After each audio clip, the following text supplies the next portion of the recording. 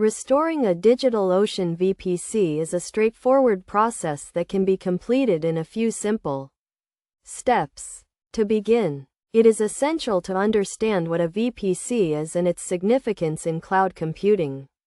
A virtual private cloud, or VPC, is a virtual network dedicated to your cloud resources, providing a secure and isolated environment for your applications and data. The first step in restoring a DigitalOcean VPC is to access the DigitalOcean control panel. Log into your account and navigate to the VPC section, where you will find a list of all your existing VPCs. Identify the VPC you want to restore and click on it to view its details. Next, click on the Actions drop-down menu and select Restore from Backup.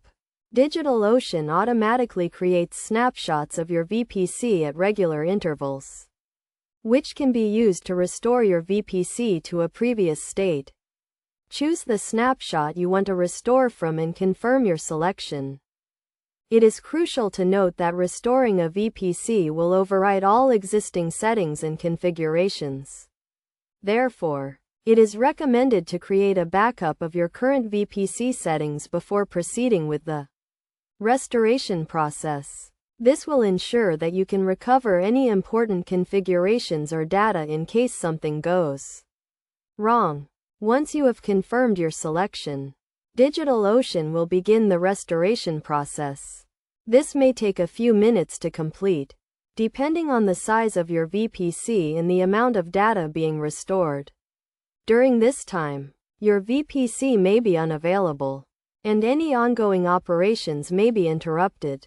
After the restoration process is complete, your VPC will be restored to its previous state, with all settings and configurations reverted to the snapshot you selected.